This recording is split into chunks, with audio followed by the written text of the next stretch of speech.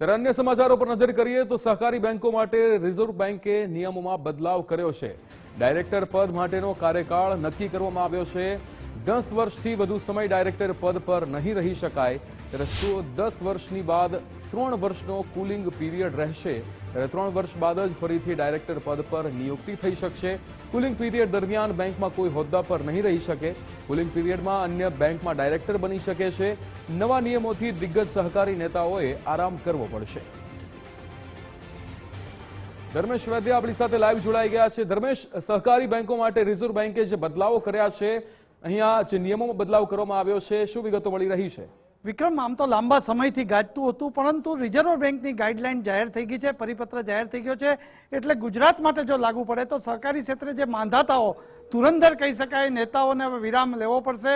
કારણ કે 10 વર્ષનો સતત જે ચેરમેન પદ અને ડિરેક્ટર પદ જેણે કર્યું હશે એ એમને વિરામ આપવામાં આવશે। અને આ આખો રિઝર્વ બેંકે અર્બન અને જે ગ્રામીણ બેંકો છે આ બંનેને સંલગ્ન કરીને આ નિયમનો એક વધારો પરિપત્ર જાહેર કર્યો છે। સૌથી મહત્વની વાત એ ગુજરાતમાં કેટલીક સહકારી સંસ્થાઓ એવી છે કે જ્યાં ચેરમેનથી ડિરેક્ટરો 2-2 દાયકા સુધી રહેલા હોય છે, એમને માટે આ બહુ મહત્વનો એક આ પરિપત્ર બનશે। અને એને કારણે નવો જે યુવા વર્ગ છે એ સહકારી ક્ષેત્રમાં એન્ટ્રી મારશે અને જૂનાને ફરજિયાત 3 વર્ષનો કુલિંગ પીરિયડ જે કહી શકાય એ કરવો પડશે। એટલે આ એક લાંબા ગાળાથી જે ચર્ચાતી હતી એ વાત આરબીઆઈ ગાઈડલાઈન બહાર પાડી છે, એને કારણે ગુજરાતમાં આ ચર્ચાનો વિષય બન્યું છે। જી બિલકુલ ધર્મેશ, સમગ્ર માહિતી સાથે જોડાવા બદલ આપનો આભાર। રહીમ લાખાણી પણ આપણી સાથે લાઈવ જોડાઈ ગયા છે। રહીમ, અહીંયા જે આરબીઆઈ દ્વારા જે નિયમોમાં બદલાવ કરવામાં આવ્યો છે, 10 વર્ષથી વધુ સમય ડાયરેક્ટર પદ પર નહીં રહી શકાય, શું છે બીજા બદલાવો અને કેવી અસર પડશે આ ડાયરેક્ટરો પર?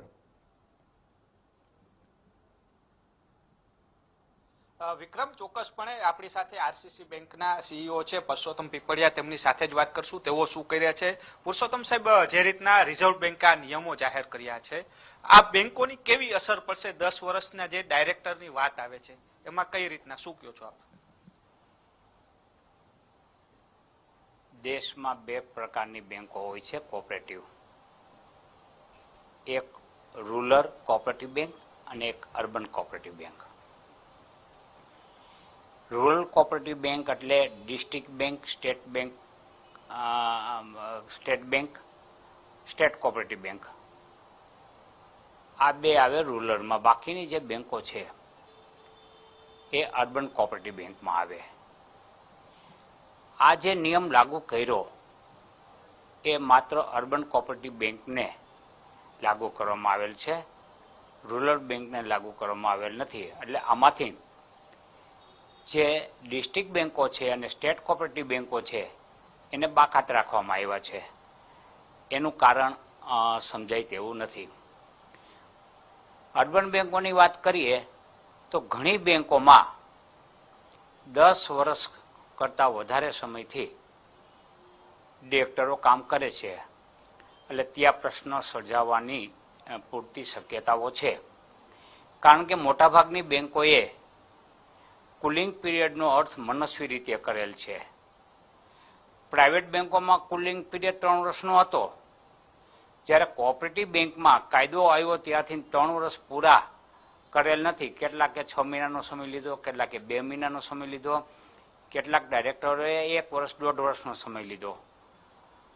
એટલે રિઝર્વ બેંકે આ પૂરો 3 વર્ષનો સમય જો કુલિંગ પીરિયડ ભોગવવાનો હોય તો એને જ્યારથી ડિરેક્ટર રહ્યા હોય ત્યારથી 10 વર્ષ ગણવાનો આદેશ કર્યો છે। એટલે ઘણી બેંકોના ડાયરેક્ટરો પર અસર થશે અને એને નિવૃત્ત થવું પડશે અને ફેર નવા ડાયરેક્ટરોને ચૂંટાવવું પડશે। સાહેબ, ખાસ જે 2 બેંકની આપણે પ્રકાર વાત કરી, તો એમાં રાજકોટ ડિસ્ટ્રિક્ટ કોઓપરેટિવ બેંક છે, રૂરલ, એમાં કોઈ આ નિયમ લાગુ પડે છે કે શું છે? નહીં, કોઈ પણ રાજકોટ ડિસ્ટ્રિક્ટ નહીં, કોઈ પણ ડિસ્ટ્રિક્ટ બેંકને હાલના તબક્કે લાગુ નથી, સ્ટેટ કોઓપરેટિવ બેંકને પણ લાગુ નથી। માત્ર ને માત્ર ઈસુબી એટલે કે અર્બન કોઓપરેટિવ બેંકોને છે, જેને શહેરી સહકારી બેંકો કહેવાય છે। એમાં શું તફાવત સાહેબ જોવા મળે? ખાસ જે ગ્રામ્ય અર્બન બેંક અને ડિસ્ટ્રિક્ટ કોઓપરેટિવ બેંક એટલે કે ગ્રામ્ય બેંકોમાં? અર્બન બેંક છે એ ડિપોઝિટ પોતાના ફંડ ઉપર આધારિત ધિરાણ કરતી હોય છે, અને ગ્રામ્ય બેંક છે એમને ફંડ નાબાર્ડ તરફથી પણ આપવામાં આવતું હોય છે. અને જે પેક્સ મંડળીઓ છે એના દ્વારા તેમનું મોટું ધિરાણ હોય છે અને તેમાં સરકારની જે યોજનાઓ છે એની અમલવારી તેમના દ્વારા થતી હોય છે. આ બે મહત્વના ફેરફાર હોય છે. એટલે જયેશ રાદડિયાની વાત આવતી હતી, કારણ કે ગયા વખતે પણ એવી વાત આવી હતી કે તેમને ચાન્સ મળ્યો, પરંતુ આ વખતે પણ ક્યાંક કહી શકાય છે કે એમને કોઈ અસર નથી થવાની. ના, 10 વર્ષનો સિદ્ધાંત એમને લાગુ નહીં પડે, કારણ કે હજી અમલમાં આવ્યો નથી. કાયદામાં છે પણ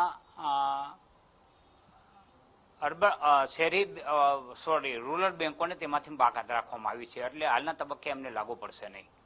ચોક્કસપણે સૌથી મોટા સમાચાર છે જે રીતના રિઝર્વ બેંકે જે નિયમ લાગુ પડ્યો છે તેમાં તફાવત છે તે રાખવામાં આવ્યો છે. અર્બન બેંક અને રૂરલ બેંક. અર્બન બેંક એટલે કે શહેરીની અંદર જે ઉદ્યોગોને લોન આપતી બેંકો છે ને સાથે રૂરલ જે ગ્રામ્ય બેંકો છે ખેડૂતોને સીધી ધિરાણ આપતી હોય છે, આ બેંકોને તેમાંથી આ નિયમમાંથી બાકાત રાખવામાં આવી છે. એટલે કહી શકાય કે જે આ નિયમ છે તે અર્બન બેંકોની અંદર સૌથી વધારે લાગુ પડશે અને તેની સીધી અસર છે તે અર્બન બેંકો ઉપર જોવા મળનાર છે. જી બિલકુલ રહીમ, સમગ્ર માહિતી સાથે જોડાવા બદલ આપનો આભાર.